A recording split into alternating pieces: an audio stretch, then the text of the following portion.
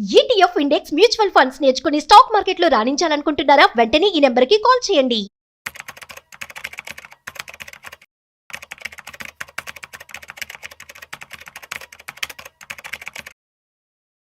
నమస్తే, welcome to Suman TV. మనతో ఉన్నారు బొనిగల సాల్మన్ గారు, amphi registered mutual fund distributor. ఆయనతో మాట్లాడదాం. Hello sir, welcome to our studio. నమస్తే అమ్మా. సార్, అంటే చాలా రంగాలు ఉంటాయి. అన్ని రంగాల్లో కూడా సాధారణంగా రాణిస్తున్న వాళ్ళు ఉంటారు, అందులో సక్సెస్ అయిన వాళ్ళు కూడా ఉంటారు. చాలా తక్కువ సక్సెస్ అయిన వాళ్ళు చాలా తక్కువ మంది ఉంటారు. సాధారణంగా రాణిస్తున్న వాళ్ళు ఎక్కువ మంది ఉంటారు. ఒక నార్మల్ పర్సన్, ఎవరైతే సక్సెస్ అయిన పర్సన్ ఉంటారో ఆర్థిక రంగంలో వాళ్ళని బీట్ చేయాలంటే సాధ్యమవుతుందా? ఏం చేస్తే సాధ్యమవుతుంది? మంచి క్వశ్చన్ అడిగామమ్మా. ఇప్పుడు చూడండి, ప్రజలు రెండు రకాలుగా ఉంటారు. ఏ రంగంలో కావచ్చు, అది ఎడ్యుకేషన్ కావచ్చు, జాబ్స్ కావచ్చు, సినిమా ఫీల్డ్ కావచ్చు, వైద్య వృత్తి, ఏ రంగం అన్నా కానివ్వండి అమ్మా, బిజినెస్ కావచ్చు. Successful people, normal people. ప్రతి రంగంలో సక్సెస్ఫుల్ పీపుల్ ఎంతమంది ఉంటారమ్మా? లిమిటెడ్ ఉంటారు. 95% పీపుల్ నార్మలే ఉంటారు. ఓకేనా? అయితే డాక్టర్ కావచ్చు, సైంటిస్ట్ కావచ్చు, సినిమా ఫీల్డ్లో పెద్ద పెద్ద పొజిషన్లో ఉన్న వాళ్ళు కావచ్చు, బిజినెస్లో పెద్ద పొజిషన్ ఉన్న వాళ్ళు కావచ్చు, ఉద్యోగాల్లో పెద్ద ఉద్యోగాల్లో మేనేజర్ లెవెల్ పెద్ద పొజిషన్లో ఉన్న వాళ్ళు కావచ్చు. వీళ్ళకున్న ఒక సమస్య ఏమిటంటే టైం. వీళ్ళకి సమస్య, వీళ్ళు ఎప్పుడు నిత్యం బిజీగా ఉంటారు, టైం స్పెండ్ చేయలేరు. అంటే కొంతమంది వాళ్ళ ఇన్వెస్ట్మెంట్స్ కూడా టైం ఇవ్వలేనంత బిజీగా ఉంటారు. ఎస్పెషల్లీ డాక్టర్స్, తర్వాత సాఫ్ట్వేర్ కూడా. కొంతమంది సాఫ్ట్వేర్, కొంతమంది అంటే మంచి చదువులు చదివారు, మంచి ఉద్యోగాలు తెచ్చుకున్నారు, సైంటిస్టులు కూడా. వీళ్ళు మనీని ఇన్వెస్ట్ చేయడానికి టైం ఇవ్వలేరు. టైం వీళ్ళు మేజర్ ప్రాబ్లం, కలవలేరు. అయితే కొంతమంది ఏదో కారణం వల్ల, ఏదైనా కావచ్చు, గొప్ప చదువులు చదవలేకపోవచ్చు, గొప్ప ఉద్యోగాలు తెచ్చుకోలేకపోవచ్చు. కానీ వీళ్ళని బీట్ చేయాలంటే, కామన్ మ్యాన్ బీట్ చేయాలంటే ఆర్థిక రంగంలో అది పాసిబుల్ ఉంది. ఎప్పుడు పాసిబుల్ ఉందంటే, వీళ్ళు టైం లేక ఇన్వెస్ట్ చేయలేక డబ్బుని కేవలం బ్యాంకుల్లో సేవింగ్స్లోనో ఎఫ్డీలోనో ఉంచుకుంటే, వీళ్ళు రిస్క్ తీసుకుంటే, కామన్ మ్యాన్ రిస్క్ తీసుకుంటే ఈ వ్యక్తుల్ని బీట్ చేసే అవకాశం ఉంది. నేను ఎగ్జాంపుల్స్ చెప్తున్నాను, ఉదాహరణ చెప్తున్నాను. సపోజ్ ఒక వ్యక్తి ఎంబీబీఎస్ చదివారు, ఎండి చదివారు, మన హైదరాబాద్లో ఉన్న మంచి హాస్పిటల్స్లో ఉద్యోగం చేస్తున్నారు, ఎంప్లాయ్ అయ్యారు. ఈయన ఒక 2 లక్షలు, 5, 10 లక్షలు మంత్లీ తీసుకుంటున్నారు. ఇదే వ్యక్తి, ఈ వ్యక్తి ఏ హాస్పిటల్ అయితే ఉద్యోగం చేస్తున్నాడో ఆ హాస్పిటల్ స్టాక్స్ ప్రతి నెల ఈ హాస్పిటల్ స్టాక్స్ ప్రతి నెల కొనుక్కుంటూ వెళ్తే, ఇతను ఉద్యోగం చేసే హాస్పిటల్ ఫ్లరిష్ అయితే ఇతని కంటే ఈ కామన్ మ్యాన్ ఎక్కువ సంపాదించే అవకాశం ఉంది. ప్లస్ ఇతని ఎంప్లాయ్ మాత్రమే, ఇతను ఈ హాస్పిటల్కి ఓనర్, పార్ట్ ఓనర్. ఈ వ్యక్తి లెఫ్ట్ సైడ్ సక్సెస్ఫుల్ పీపుల్, ఈ వ్యక్తి బ్యాంకులో మేనేజర్ అయ్యారు, జనరల్ మేనేజర్ అయ్యారు, పెద్ద ఉద్యోగం, మంచి పబ్లిక్ లిమిటెడ్ బ్యాంక్స్ లేదంటే టాప్ మోస్ట్ ప్రైవేట్ బ్యాంక్స్లో మంచి ఉద్యోగం. కామన్ మ్యాన్ ఈ వ్యక్తి చేస్తున్న బ్యాంక్స్లో ప్రతి నెల షేర్స్ కొనుక్కుంటూ, 1 మంత్ కాదు, 2 మంత్స్ కాదు, 3 మంత్స్ కాదు, ప్రతి నెల షేర్స్ కొనుక్కుంటూ 20 ఏళ్ళు కొనుక్కుంటే, ఈ వ్యక్తి తీసుకునే గ్రాట్యుటీ కంటే, ఈ వ్యక్తి తీసుకునే శాలరీ కంటే ఈ వ్యక్తి ఎక్కువ సంపాదించుకునే అవకాశం ఉంది.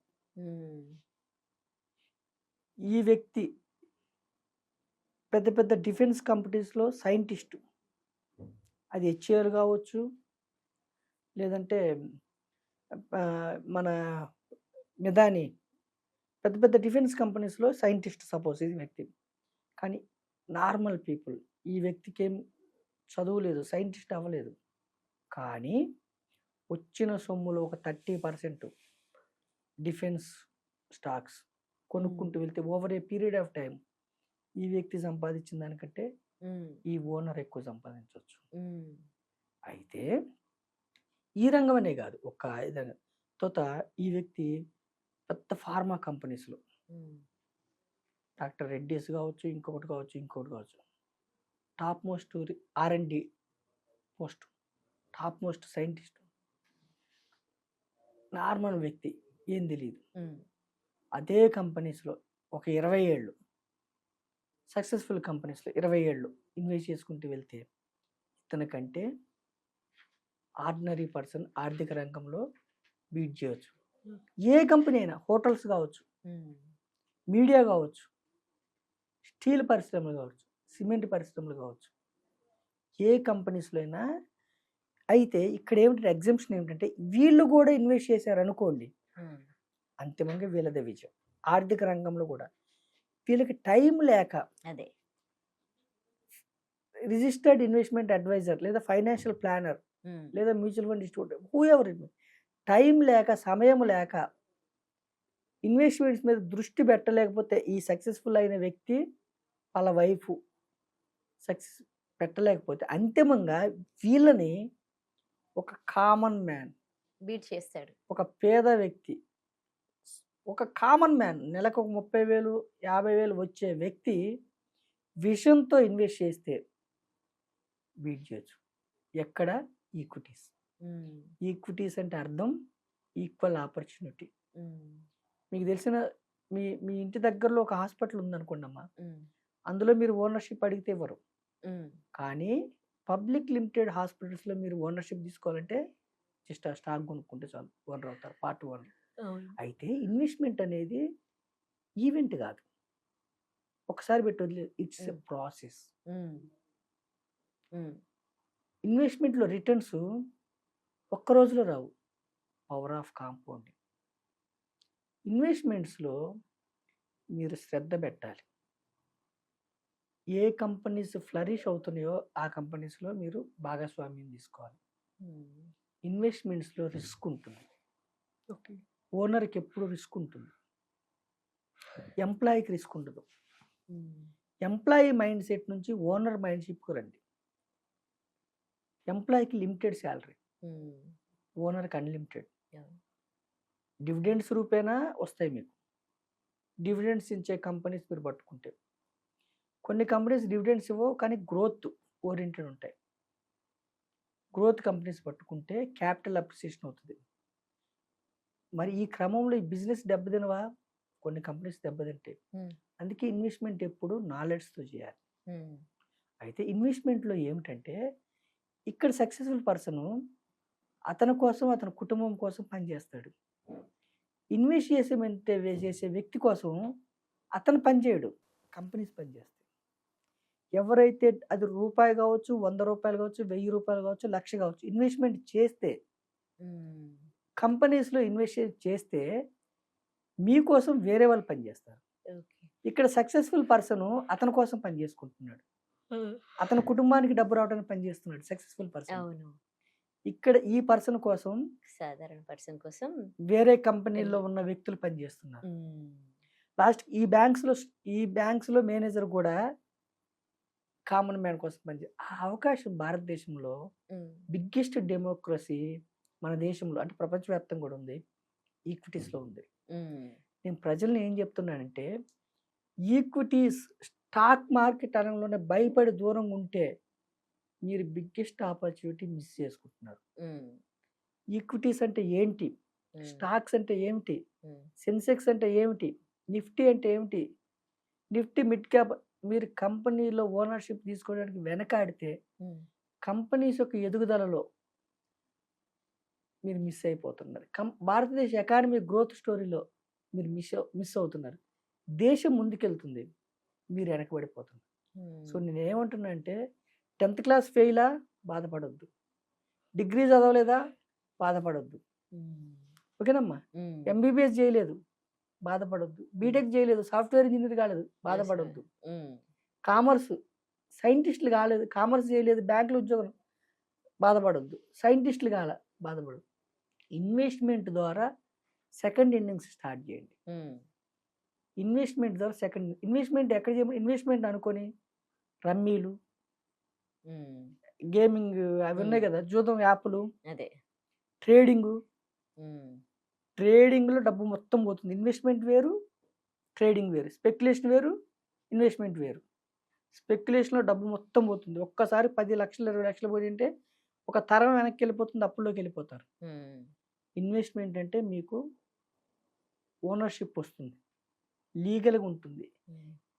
మీకు ఎందుకు డబ్బులు పెరుగుతున్నాయో ఒక అర్థం ఉంటుంది ఇన్వెస్ట్మెంట్లో. ట్రేడింగ్లో అర్థం ఉండదు. ట్రేడింగ్ మజా, షార్ట్ మనీ, క్విక్గా వచ్చే మనీలో మజా ఉంటుంది. ఇన్వెస్ట్మెంట్ లేట్గా వస్తుంది. పవర్ ఆఫ్ కాంపౌండింగ్, క్రమక్రమంగా మీరు కంపెనీస్లో ఓనర్స్ అవటం వల్ల. అయితే ఇన్వెస్ట్మెంట్స్లో కూడా నేను ఏమంటున్నాను అంటే ప్రజల్ని, మీకు స్టాక్స్ గురించి చక్కగా అవగాహన ఉంది, రీసెర్చ్ చేసుకుంటున్నారు, టైం స్పెండ్ చేస్తున్నారు, ఎవరి టిప్స్ వినొద్దు, మీకు మీరే రీసెర్చ్ చేసుకుని వెళ్తే మంచి స్టాక్స్ ఫిక్స్ చేసుకోండి. డైవర్సిఫికేషన్, ఒకే రంగం కాకుండా 4-5 రంగాలు. లేదు మీకు అవగాహన లేదు, index funds, ETF or diversified equity mutual funds. అయితే ఒక్కసారి పెట్టి వదిలేయటం కదా ప్రాసెస్. అందుకే SIP, systematic investment plan, systematic క్రమశిక్షణతో. Small is powerful. SIP, small is powerful. Systematic, ప్రతి నెల పెట్టడం వల్ల కాంపౌండింగ్, మంచి అలవాట్లు ప్రతి నెల చేయటం వల్ల, ప్రతి నెల ఇన్వెస్ట్మెంట్ చేయటం వల్ల వీళ్ళని బీట్ చేయొచ్చు. వీళ్ళు ఇన్వెస్ట్మెంట్ చేసుకుంటే వీళ్ళు ఇంకా ధనవంతులు అవుతారు. వీళ్ళకి టైం సమస్య. మీ దగ్గర ఉన్న biggest advantage ordinary people, common man, మహిళలకి బిగ్గెస్ట్ అడ్వాంటేజ్ టైం. మీరు యూట్యూబ్లో చూసి ఇన్వెస్ట్మెంట్స్ని చూసి గుడ్డిగా స్పెక్యులేషన్స్ వైపు అన్నోన్ లింక్స్ క్లిక్ చేసి స్టాక్ మార్కెట్ అని చెప్పి ఎన్నో మోసాలు జరుగుతున్నాయి. ఎక్కడెక్కడి నుంచో కాల్ చేసి మీకు కృత్రిమంగా లాభాలు చూపించి క్లోజ్ చేసి, కాకుండా ఒక ప్రొఫెషనల్గా, రీజనబుల్గా, ఒక అఫీషియల్గా, అథారిటీగా ఇండెక్స్ ఫండ్స్ కావచ్చు, ఈటీఎఫ్లు కావచ్చు, డైరెక్ట్ స్టాక్స్ కావచ్చు, డైవర్సిఫైడ్ ఈక్విటీ మ్యూచువల్ ఫండ్ కంపెనీస్లో ఓనర్స్ తీసుకుంటే మోస్ట్ సక్సెస్ఫుల్ పర్సన్స్ని ఆ రంగాల్లో మనం బీట్ చేయలేము, కానీ ఆర్థిక రంగంలో బీట్ చేయొచ్చు. అందుకే చూడండి అమ్మా, పెద్ద పెద్ద డాక్టర్స్, పెద్ద పెద్ద సైంటిస్టులు, పెద్ద పెద్ద ఇంజనీర్స్ ఫైనాన్షియల్ మేనేజ్మెంట్ తెలియక 2 లక్షలు 5 లక్షలు వస్తే కూడా అప్పుల్లో ఉంటున్నారు. చిన్న వ్యక్తులు నెలకు 10,000 వచ్చే వాళ్ళు కూడా ఉన్న దాంట్లో జాగ్రత్తగా దాచుకొని ఎవరి దగ్గర చేయి దాచుకొని జీవిస్తున్నారు. అవును. సో నేనేం చెప్తాను, మీకు ఎంత వస్తుంది అన్నది ముఖ్యం కాదు. దాన్ని ఎలా వచ్చిన దానికంటే ఎక్కువ ఖర్చు పెట్టారా మీరు డిజాస్టర్ అయిపోతారు, మీ కుటుంబం అంతా బాధ. వచ్చిన దాంట్లోంచి 20 to 30% ఒక పీరియడ్ రెగ్యులర్గా ఇన్వెస్ట్ చేసుకుంటూ వెళ్ళారా, లాంగ్ రన్లో మీరే మోస్ట్ సక్సెస్ఫుల్ పర్సన్ ఫైనాన్షియల్లో, ఆర్థిక రంగంలో. సో నేను ప్రజల్ని మీ ద్వారా ఏం చెప్తానంటే, మంచి ఇన్వెస్ట్మెంట్స్ ఎత్తుక్కోండి. మంచి డిస్ట్రిబ్యూటర్ ద్వారా, ఆర్ఐఏ ద్వారా, ఫైనాన్షియల్ ప్లానర్ ద్వారా ఒక 10 ఏళ్ళు 15 ఏళ్ళు 20 ఏళ్ళు ఇన్వెస్ట్మెంట్ రంగంలోకి వస్తే మిరాకిల్స్ చేయొచ్చు పవర్ ఆఫ్ కాంపౌండింగ్ వల్ల. మంచి అలవాట్లైన పవర్ ఆఫ్ కాంపౌండింగ్ ద్వారా ఏర్పడతాయి, చెడు అలవాట్లైన పవర్ ఆఫ్ కాంపౌండింగ్ ద్వారా ఏర్పడతాయి. దాని రిజల్ట్ మంచి అయితే మంచి వస్తుంది, చెడు అయితే చెడు వస్తుంది. ఇన్వెస్ట్మెంట్స్లో కూడా పవర్ ఆఫ్ కాంపౌండింగ్ వల్ల మీకు ఆర్థిక లక్ష్యాలు మీకు ముందుకు తీసుకెళ్తాయి. మీకు వచ్చిన దానికంటే ఎక్కువ ఖర్చు పెట్టుకుని ఇన్వెస్ట్మెంట్ చేయకపోతే మీరు నెగిటివ్ పవర్ ఆఫ్ కాంపౌండింగ్ అవుతుంది, అప్పుల్లో గురుకుపోతారు. కరెక్ట్. సో నేనేమన్నాను, common man don't worry, investment ద్వారా ముందుకెళ్ళండి. That's. Thank you so much for your valuable suggestions sir. Thank you అమ్మా.